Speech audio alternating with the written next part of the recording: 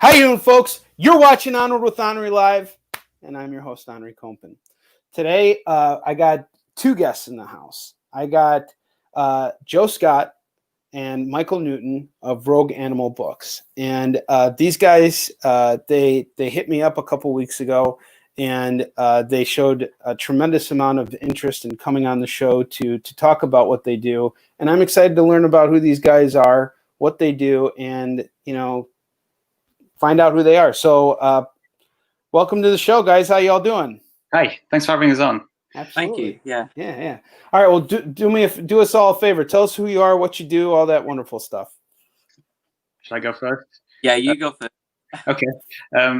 So we're both independent authors, and over the past few years we've been writing, and we've sort of noticed a frustration within the wider writing community towards getting your work seen. There's been a great movement in the last few years towards self-published works, but there's still, you're fighting against a tide of content. So what we wanted to do was create a platform that could spotlight some of the best content from both the traditional book and comic book worlds, and we could promote those authors and really shine a light on the work that they're doing. And that's really what Rogue Animal is all about. Excellent. Joe, take it away. What else do you want to add to that? Yeah, so it's just as Michael said, spotlighting the people that don't get seen. A lot of people get flooded out online from other people's content, and it's just giving people a chance to become successful. Everyone will have a chance to be on the front page of our site to get seen. So everyone going to have an opportunity with us, really. So, yeah, that's what you guys are about. I got to tell you something. As an independent creator myself, self-published for the last 10 years, I have to say I think what you guys are doing is extremely noble, because if I'm not out there pushing my work at conventions, my sales dip very, very low. And today, as a matter of fact, just this morning, I was delivered some pretty crushing news. Yet another show that I was looking forward to got canceled. Oh. And it was the first show that got okayed. And it was in Tampa. And there was a huge spike. And so they canceled it. Now, I wasn't surprised, of course, that this happened. And in fact, I spent the last couple of weeks worrying about it, because it was kind of just looming over. I knew that the fact that this show was happening was risky, but I wanted to be able to do it because I want to get back to work, because it's not about the handout, you can try and go out and file for unemployment or do whatever and get some money. But for me, it's the experience of actually working and actually engaging with an audience and building my brand. And aside from that, it's very hard to do that. And I don't think that I'm alone in this thinking.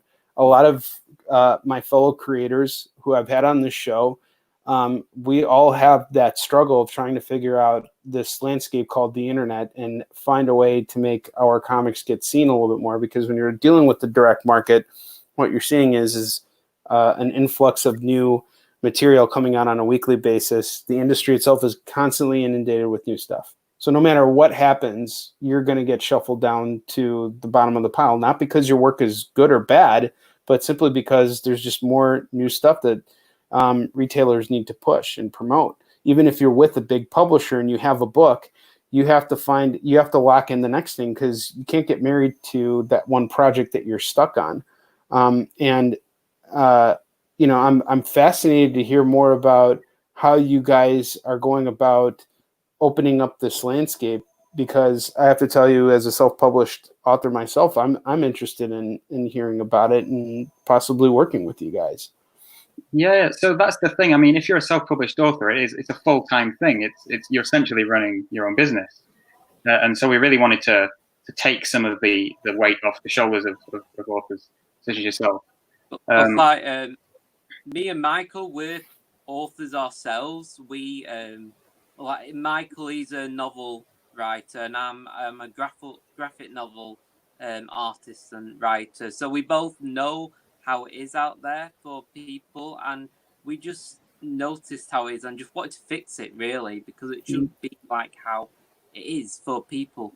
Because it's just too difficult to try and make a living from comics and art at the minute, and novels, self-publishing. So just need to fix that, and that's what we're just trying to do.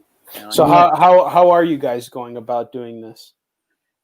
So one of the things that we do on our site, which sets us apart from other sites that may have work on their host work, is that every piece of work on our site is first we've read some of it, and we get a sense that there is a story there, and that there's commitment from the author. So what we want is everything that's on the site to be of quality. So you're not standing out amongst the crowd in the same way as you would be at other places, other sites. One sec. On quite a lot of websites out there, especially comic ones, there's quite a lot of people who don't do comics they just do it as a hobby, and you get like pushed to the back because there's so many people like that out there. So, I remember Joe showing me that there was someone. Sorry. Go ahead. Yeah. Yeah. I was just going to say, I remember Joe showing me on one of the sites out there that some users had just literally uploaded pictures of cats or dogs or whatever, and that was counted as content on the site. And it's stuff like that the author's having to go against, really, to get seen.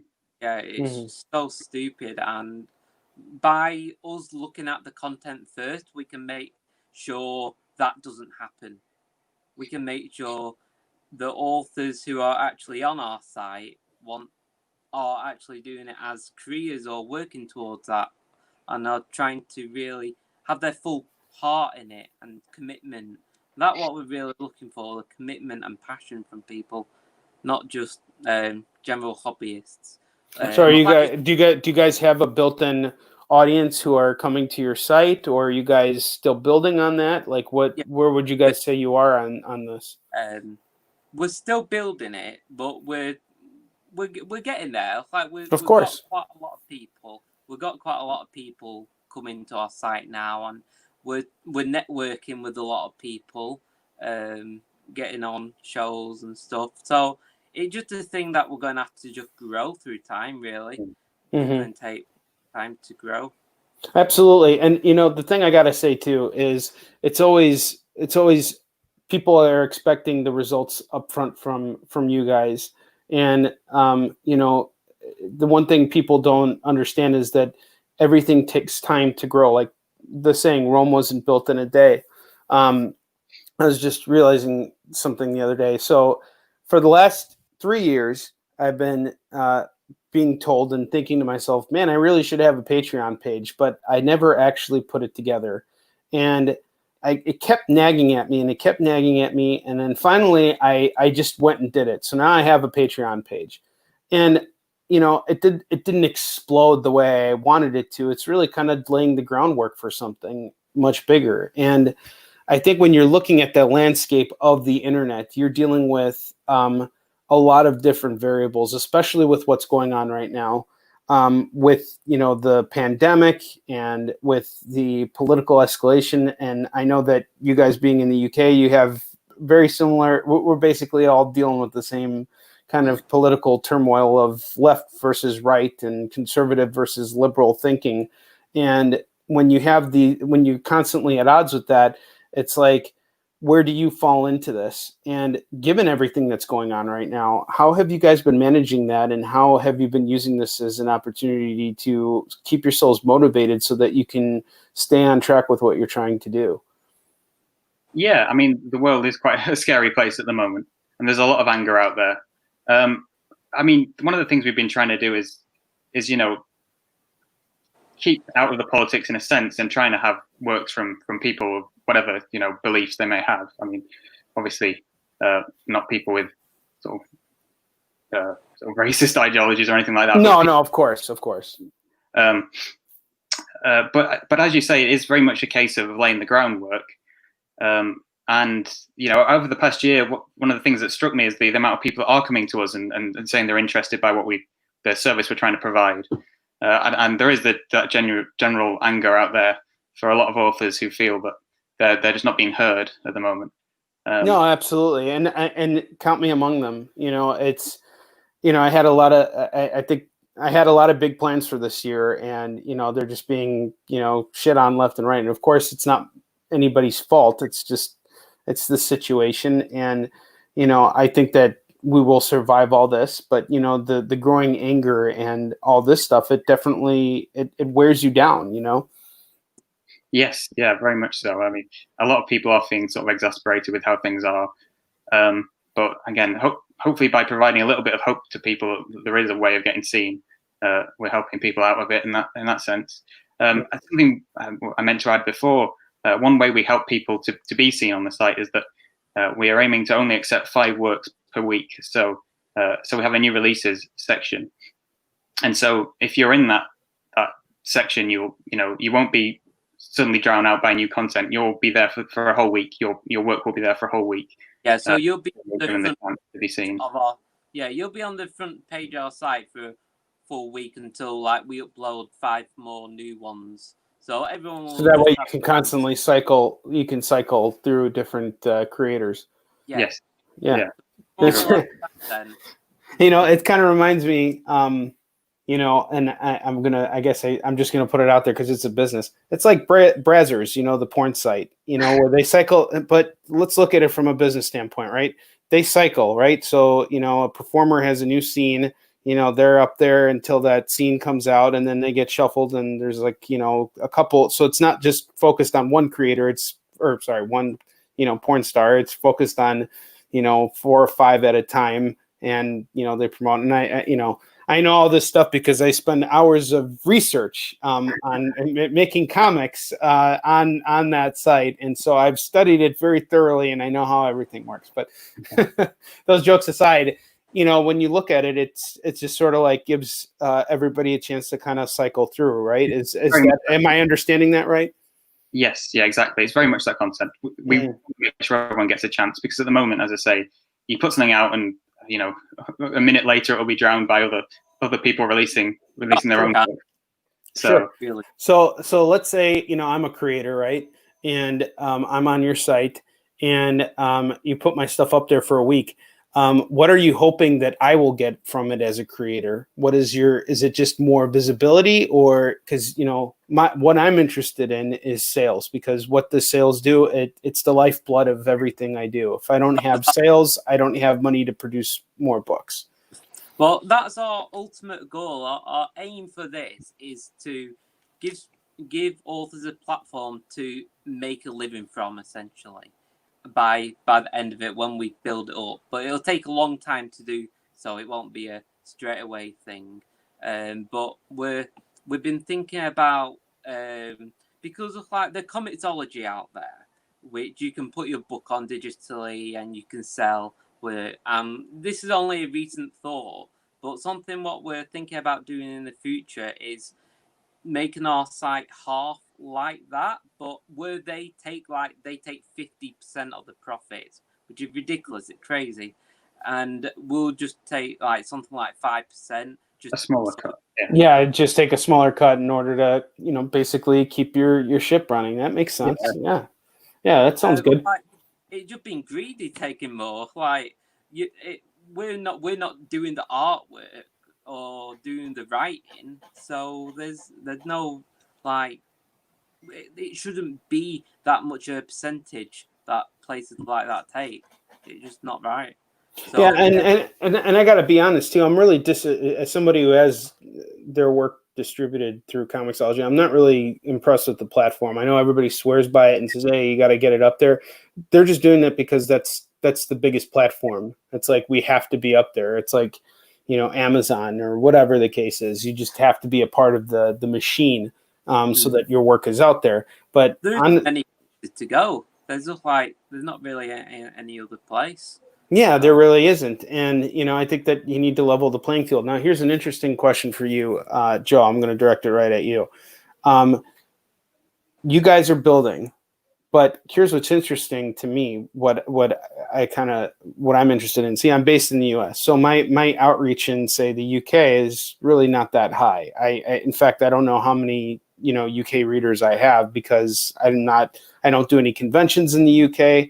I don't have any stores that carry my books in the UK. So what, like, of the people who are visiting your site, what would you say the demographic is at this time, and where are you kind of like trying to focus? I mean, obviously we want it to be a global thing, and you want a majority from everywhere, but where are you guys laying the groundwork? Are you thinking more like regional, or are you guys seeing more interest from a different part of the world? I'd say it's all of Europe that people are coming from at the minute, and the US, around there. So I'd say it's mostly all over the world. But I'd say the majority of the people coming are English readers, are English. They know English. So we don't precisely know. We don't have anything that we can look at to know at the minute. Still trying to figure those out. Yeah, we're in the middle of having a new site being created, which will be a lot more better. So we should be able to know these things by that point. Specifically, though, we do get, I think, a larger number of authors, specifically in coming from Europe. We do get a fair amount coming from America, but it does seem a lot of them do coming from Europe. So that does seem to be where a large part of the audience is at the moment. But as Joe says, we want to improve our analytics so we can get a better sense of who our audience is, and the new site is going to allow us to do that. But yeah, you're right in terms of trying to reach an audience that perhaps as you say, the UK audience. We want to make sure that authors can reach audiences that are not accessible. Within their own country. No, absolutely. Yeah, I mean, obviously, I think that all of us as creators, we kind of have to start regional. We have to start in an area that we're familiar with before we venture off into uncharted territory. And one of the reasons why I don't do a lot of shows in the UK is because I've never found a feasible way to bring inventory out there, and justify the cost of flying. And obviously doing the show is one thing, but if I have expenses, it becomes a tricky matter. But I want to dive more into you guys, because you seem like a couple interesting, cats over here. So, Joe, I'm going to start with you again, and then Michael, you'll pick it up from there, because you're taking the talk here with me here. So, Joe, let's start with you. Right. Tell us about your graphic novel, how you got into graphic novels, and how this kind of came to be. And then, Michael, I'm going to throw the same question to you, because you said you're a novelist. So, I just want to kind of get a sense of what you guys are working on, and, what you're all about as creators. Okay. Well, I'm currently at university. I'm doing a BA honours degree in fine art, and it was about 2 or 3 years ago at the start of my degree when I started to get into manga, graphic novels, comics, everything to do with that. I started getting into, really. I started to get a real passion for drawing it and creating it myself. So yeah, my first one that I've really completed, it's 160 pages long. It's a graphic novel about, it's a love story essentially, but it's a very psychological love story. It's about loneliness and how someone deals with being unloved all their lives essentially. And that's called Zach and Sam. That's on our site at the minute, which is free to read if you want to read that. But I am currently working on a graphic novel with Michael, which Michael wrote, which is called Oculus Box, and he can probably tell you more about that because he wrote it. But yeah, that's currently what I'm working on, the Oculus Box, and yeah, that's going to be about 180 pages, that one.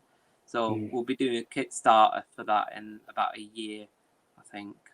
That's exciting.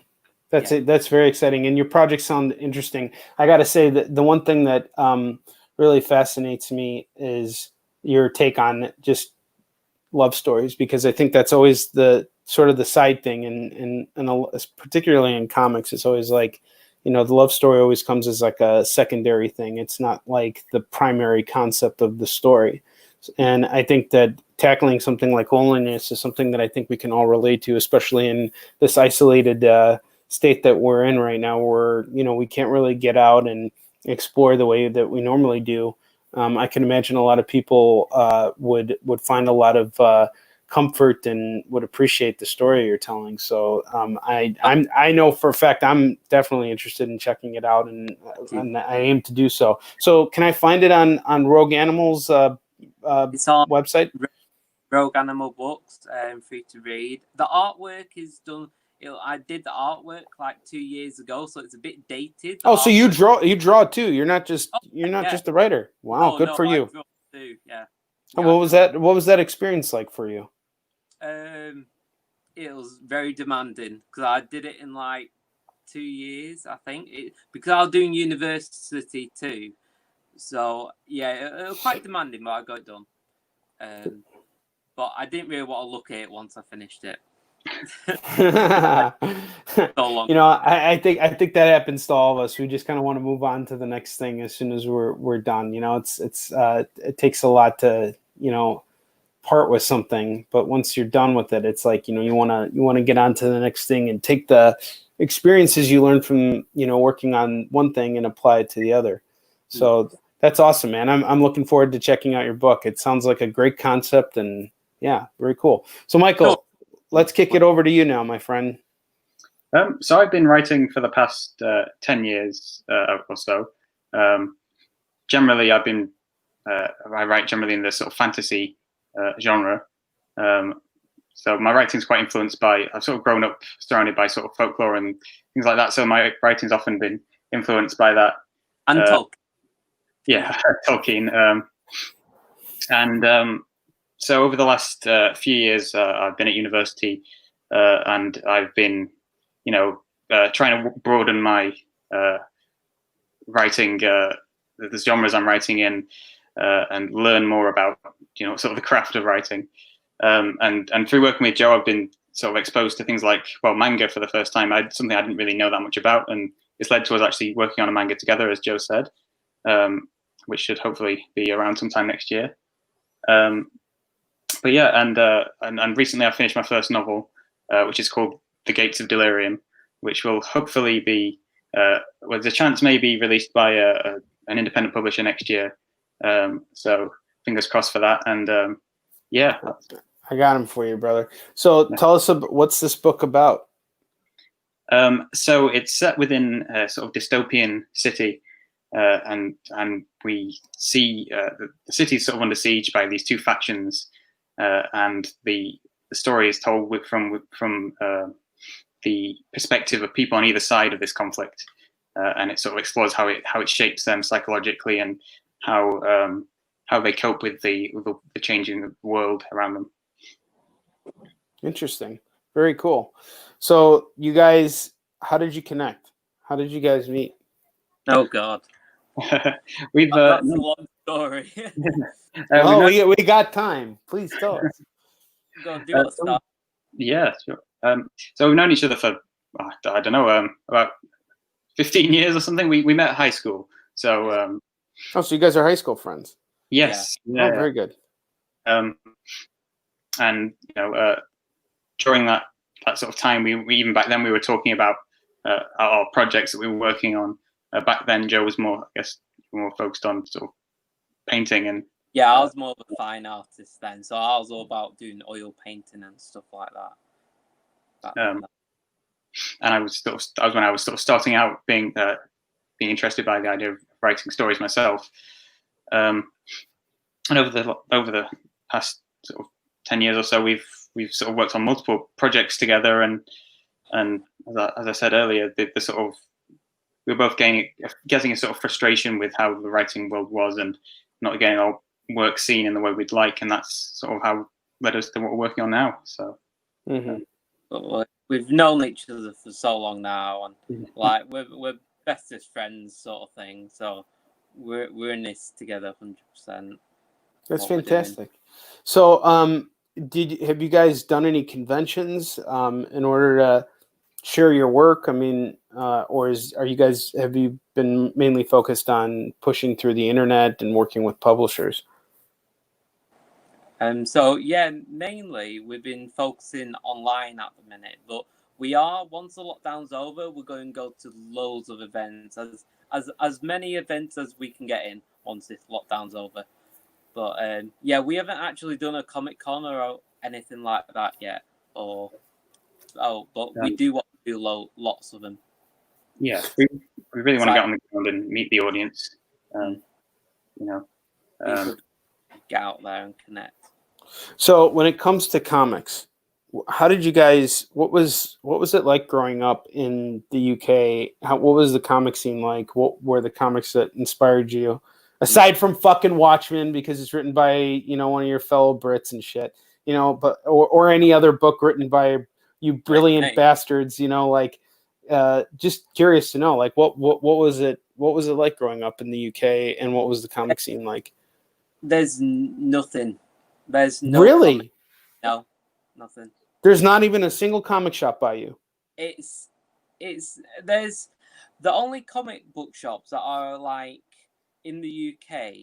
They only sell the big names, really, like DC and Marvel. Whereas like you get a lot more comic book shops in America. There's barely none in UK. It's a open market to go into to start publishing stuff, because the audience is there, but the product isn't. So what was it like? How did you discover comics in general? Like, what made you want to even work in this field if you had such limited access to it? From reading online, comics online and stuff. Because it really is the main way of getting reading. Apart from ordering from Amazon and stuff like that, ordering from sites. But yeah, I did used to read some comics in the past, the Beano comics, when I was a little kid. But they were the only real comics you could go to a shelf at the corner shop and buy. But that was really it. I see. Michael, what about you? It's sort of bizarre in a way, because there's this massive sort of interest for specifically manga in the UK, but there's no one really offering it. Where are you guys based in the UK? Like what town or city or? We're in the northwest near a town called Blackpool. It's called Duckpool. Blackpool. Duckpool.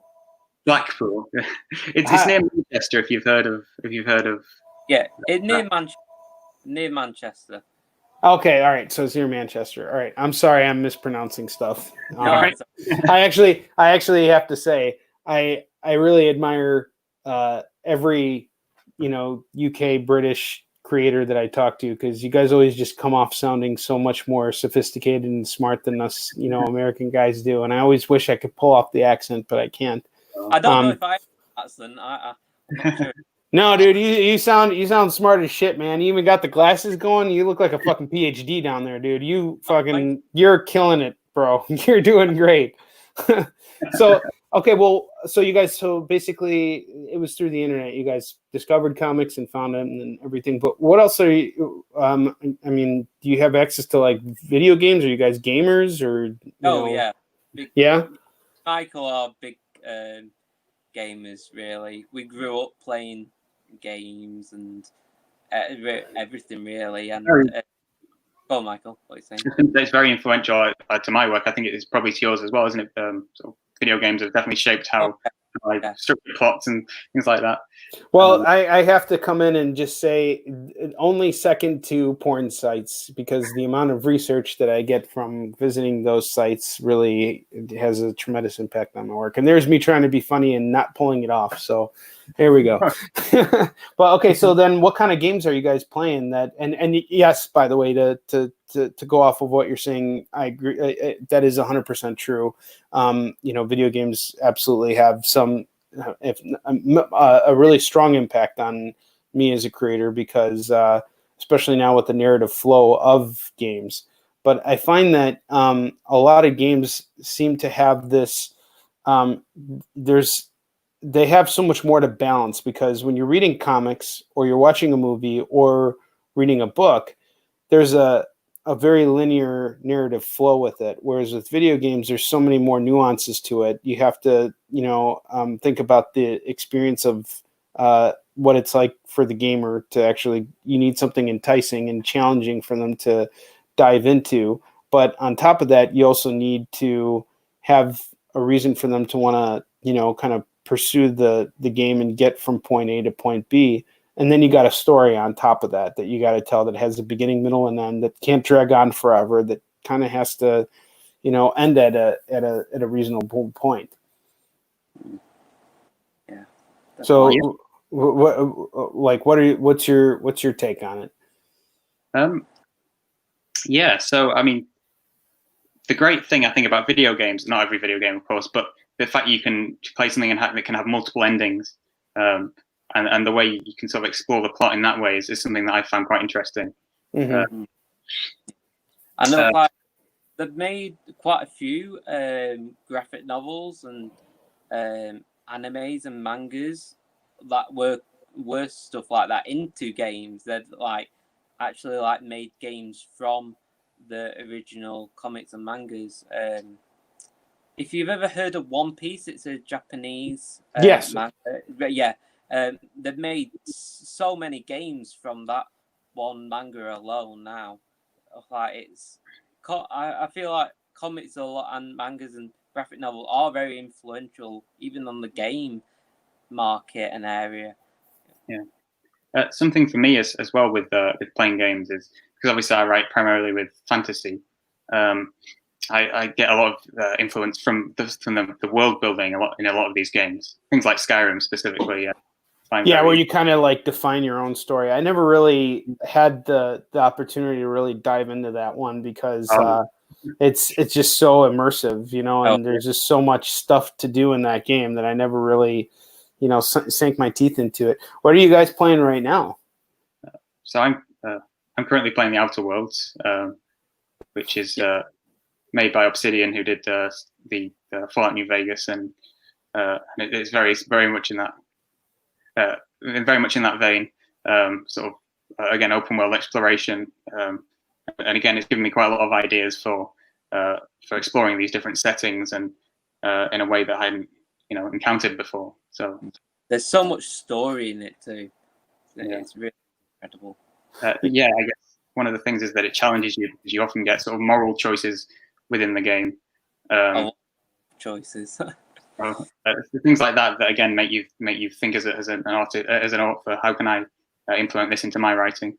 So yeah, for sure. And I know that's a really big thing right now with The Last of Us 2, which I haven't played yet. To be honest with you, I really don't have much of an interest to either, even though I'm sure it's a beautifully made game and all that stuff. But it's just a little too depressing for me right now, But Joe, what are you playing? I've actually just completed the game that Michael's playing on currently. I've actually gone back to a really old game called it's part of the Fallout series, but it's the first and second Fallout game on PC. It's really old now, but I'm really loving playing them. Have you heard of Fallout 3? Oh yeah, no, of course, it's huge here. Right now, I'm actually playing Doom Eternal, and it's just, I'm not playing it for the story. I was playing it just to fucking blow shit up. I was playing the Final Fantasy VII remake, and they lost me at the cross-dressing scene. It's not that I had a problem with it. It worked in the original game. I have nothing against the drag movement and all that stuff. I wasn't offended or upset by it. What I was really upset by is the fact that the gameplay felt so limiting compared to the original game. In the original game, you could summon shit anytime you wanted, but in the remake, the game tells you when you can summon shit. There's not really much many battles that like really make you want to keep playing the game. And there weren't that many like great weapons that you got access to. Like I used the Buster Sword for like 5 minutes, and then I got this big sword that was shaped like a penis called the Iron Sword that I was using for like another like 15 hours. And then there's the storytelling, which I felt fell flat. Like the reason why I was so pulled out of that scene was, here's Cloud, who's this like, brooding, shy, doesn't ever want to do anything, gets pulled into the scene, and suddenly he's dancing and doing things that would make any heterosexual, shy guy very uncomfortable. And it just didn't jive. It felt like it was really forced in. They really jazzed it up to the point where it just felt unrealistic. It was shoved in there, and it was really pushed for an unnecessary reason rather than finding a better way to tell the story that would fit the character. And even if they were to keep that, which I'm okay with, I had nothing against it. Like I said, it was in the original game and it didn't bother me then. The reason why it bothered me here was you're retelling a story, you're recreating this universe, and you're not advancing anything. And I know that there's going to be people out there who are going to argue with me and tell me that I'm wrong and all that stuff. And that's their right. I'm just expressing my opinion. And for the people who love the game and think it's great, well, my hat's off to you, and, enjoy the game. But, just from that perspective, like that's where I kind of feel like the storytelling fell flat. And I got tired of that because I was playing Shenmue 3. I don't know if you've ever heard of that game, but I was a big fan of that series. And, Shenmue 1 in particular had a really tremendous, impact on me as a creator in terms of what it offered and storytelling and all these things. And then I replayed the second one and it started to fall flat. And then once I got to the third one, I was like, this is just such a poorly constructed game with absolutely no story that doesn't further anything. They waited 20 years to make this game. They didn't even conclude it. They just kept dragging it on. And it felt like it just, it was riding me through my paces, and I was exhausted. So, I'm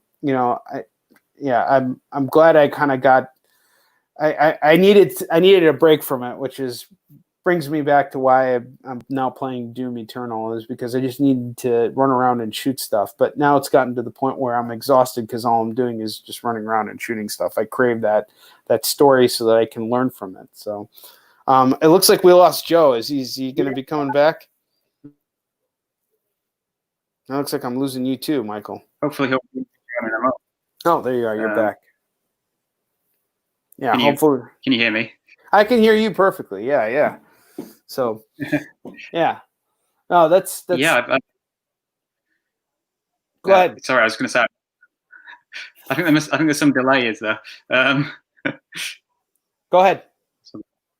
I was just going to say I've not played the new Doom. I played the previous one, which I really enjoyed. But yeah, I get what you mean about stories often shoehorning things in, and it doesn't feel quite natural. And I think you get that a lot in new things that have been released recently as well. I think it's sort of a shame. It sacrifices a lot of the power of the story by doing that. I agree. There was one game that I really wanted to. I keep kind of pussyfooting around was Evil Within 2, because I played the original one. That honestly. I mean, it was as lame as the storytelling was in certain ways. It scared the shit out of me in a lot of ways. Like it brought out some of the things that I thought made Resident Evil 4 great. Hang on, we got Joe back here. Joe, welcome back. How you doing, man?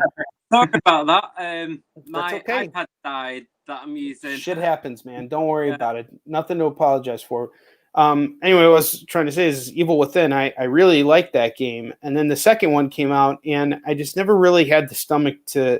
I bought it like 2 times and returned it 2 times, and then I never went back to it. Well, now for some reason it's pulling at me again, and I'm like fighting off the temptation to jump into it because I'm not sure if I have the balls to actually go through and actually play the fucking game. But have you guys played it? Either one of them? I've played the first one. Yeah, I played the first one. Yeah. I got the second one. You have the second one. Yeah, I'm thinking about.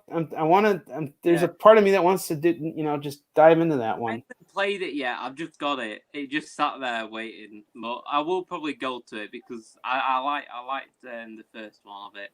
I thought the first one was really. It had a good psychological twist to it. Like the plot. I like the Silent Hill games. Yes. Amazing.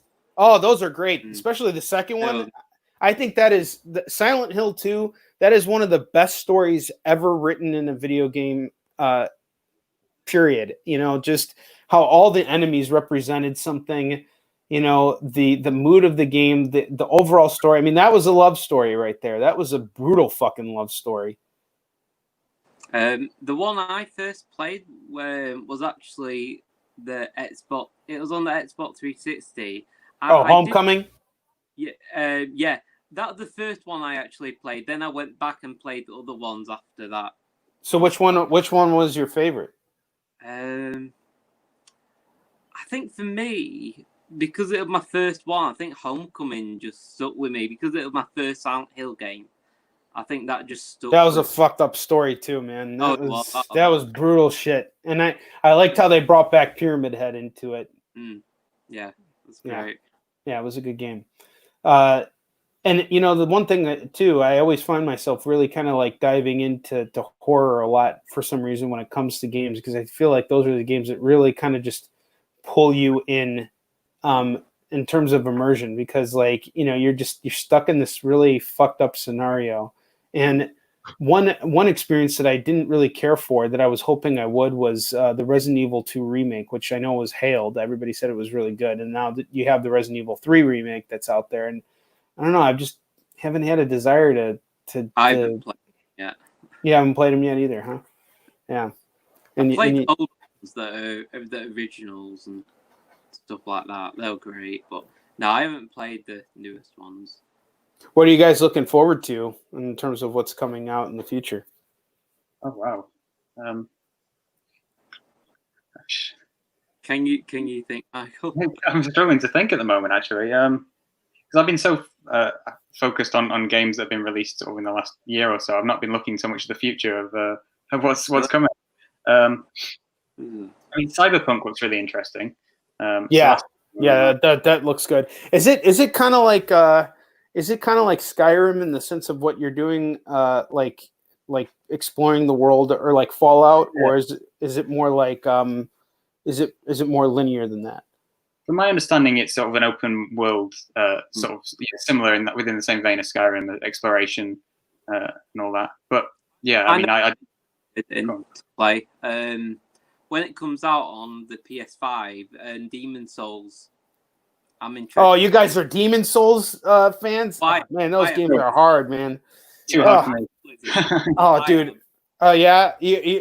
Here's the thing. Here's my experience with that. I played it, and I think it's called Dark Souls in the US. I don't know if it's called. Okay. Yeah, but I remember I had a friend come over, my best friend, and we were sitting there. We were playing it one weekend.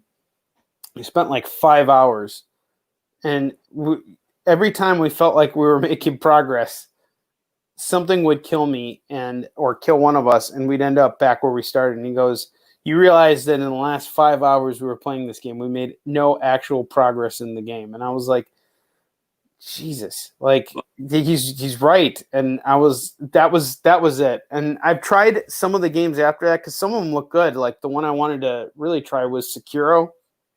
I haven't played that's it's too fast for me. Too fast, that one. I know I won't be able to do it because of the speed of it. I wouldn't fucking be able to do shit with that game. That game will whoop my ass, all day. I am not an expert gamer at all. And in fact, I get laughed at for how much I suck at games. But, I've been known to be good at Street Fighter and Mortal Kombat. I'm good at fighting games. Not good at fighting in real life, but in video games, I'm okay. I completed.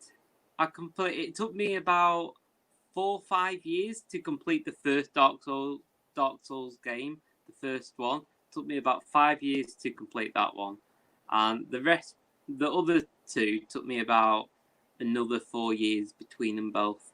So they take a long time to actually do if you're just a casual normal player. Yeah, right on. Right on. Yeah, cool. Yeah, the Bloodborne too. If you heard that one. What was it called? Bloodborne. It's part of the Dark Souls games. Bloodborne. Oh, Bloodborne. Yes. Yeah, I played that one. Man, that fucking game was hard too. It's like, here's the first step of the game. Run away from everything. Don't fight anything. And yeah, I couldn't get into it, but it looks like a wonderful game. I mean, if it's your thing, again, like I'm envious of people who can enjoy that game, because you know, it just seems so immersive when you can get past all the challenges of it. I tried to get Michael into it. Yeah, I think I gave up after the first second. Yeah.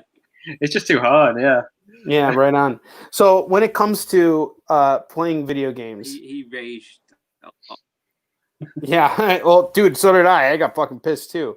You know, it sucks when you're dying all the time, and then here's what everybody's answer is: get better. And it's like, you know what? Fuck yourself. You get better. You can get better at fucking making games that I can actually beat. God damn it. But but that kind of brings me to an interesting question, and it'll be our final question before we end the show. So when we look at you know, games and everything, and obviously it's easy to get immersed in them. You know, I think it's always the way I allow myself to indulge in games without feeling guilty about it is I always make it a reward for, you know, getting something done. So prior to playing a video game, I will have had to do, you know, these set things here, and then, you know, it's go time. I can give myself 2 hours if I want. I can give myself, you know, whatever time I want. Typically it only lasts for an hour because my attention span kind of like just drones out. Just, I guess it's something with age, or just, you know, working in this field, you get ideas, and, you know, you got to kind of let stuff sink in. But for you guys, what's your take on it? Do you work before or after you play, or do you play before or after you work, or do you kind of intermingle it? How do you wing it? I normally work first during the day, and then at about 9 o'clock, 10 on, yeah, around like this time or a bit later, we go on the game. So I'm cutting into your video game time. I apologize for that. No, it's fine. How about you, Michael? I very much have to do some work first before I get into the games. Otherwise, I just feel sort of lazy. So yeah, I do like to make sure I've set sort of the daytime to do work, and then sort of later in the day to play games. But I've got to have time to play the games. So it's about making sure time management. Right on. Well, gentlemen, thank you so much for coming on the show. Do us a favor.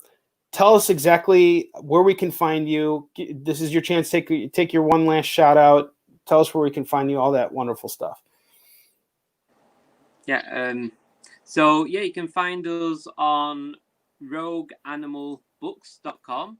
Our website is there, and all the books, well, majority of them are free to read, and there's samples on there, so you can go back and find other people's books who are selling them, so you can go and buy their books. And we have an Indiegogo on at the minute that we are using to create a new site, a better site for the viewers and the authors out there. So come and check that out, and yeah, see if you like it or not.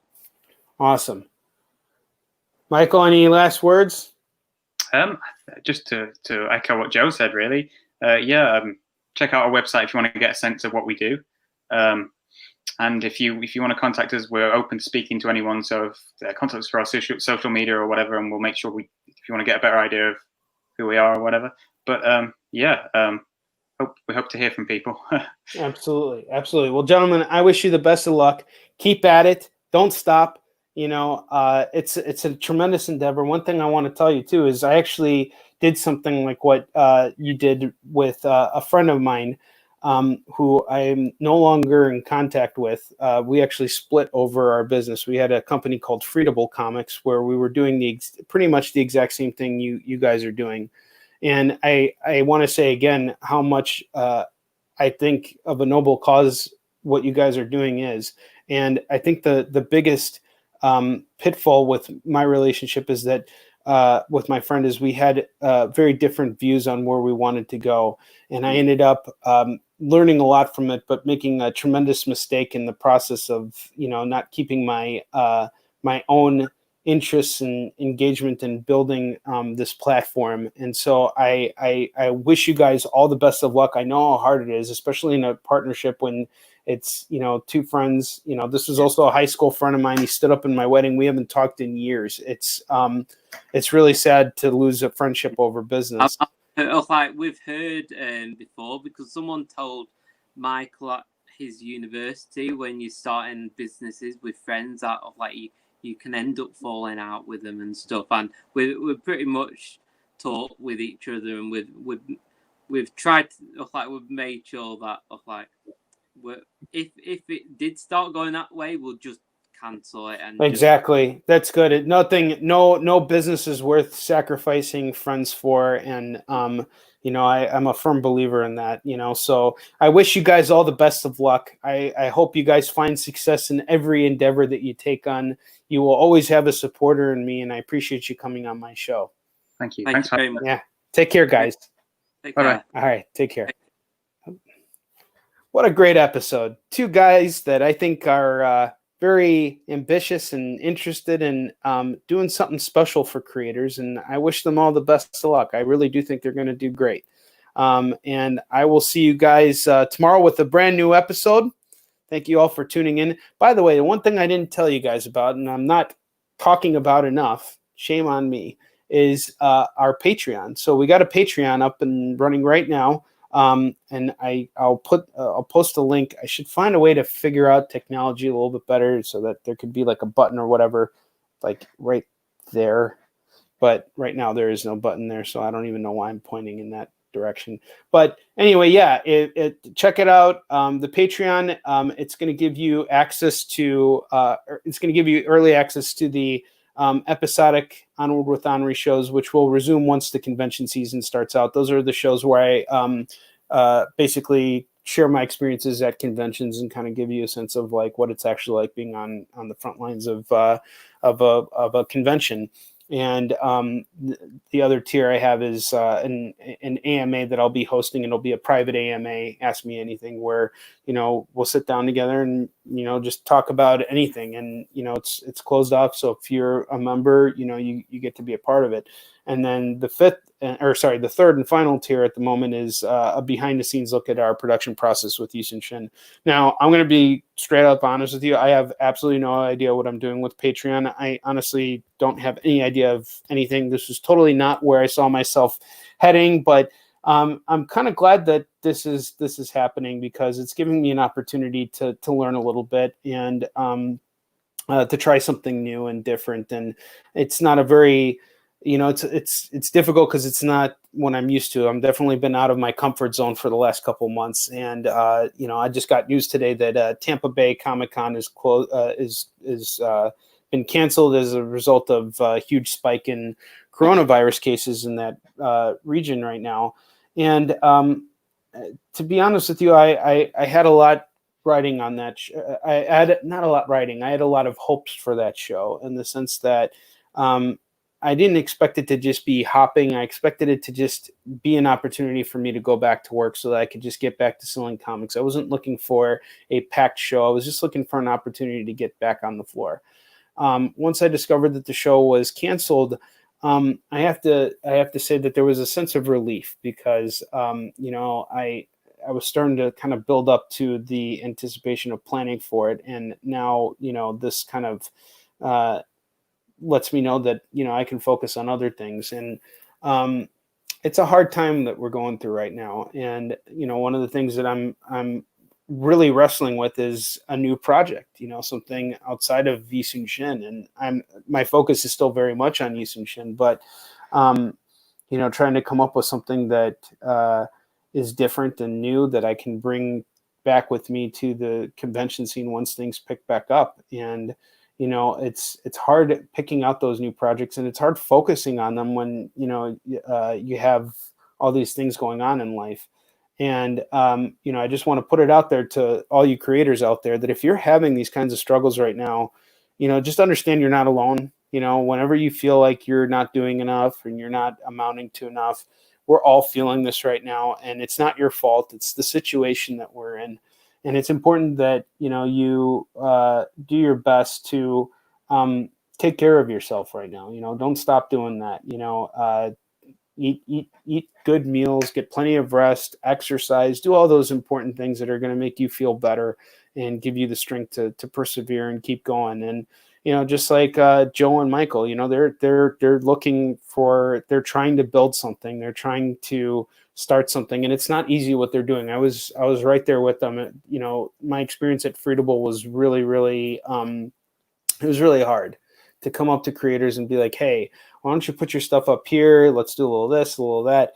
You know, there are enough stories, enough horror stories out there of people getting their work stolen and things like that, that you have to be kind of weary and careful of what can happen. So, you know, just, you know, understand that it all takes time. You know, Rome wasn't built in a day, just like my Patreon page, which is just launched. It's nothing special. You know, it'll only become special once I have more content being put out there, and once I put more time in, once I figure out things, which I'll learn from, you know, all of our guests that we'll continue to have on the show. I'll learn from you, you know, when you guys decide to reach out to me and say, hey, Henry, get your head out of your ass, you know, and hopefully it'll get me somewhere where, you know, I can find a small measure of success. And maybe the reason why I'm doing all this, and maybe why all of this is happening right now, is so that I can get to that point. So let's hope that's the case.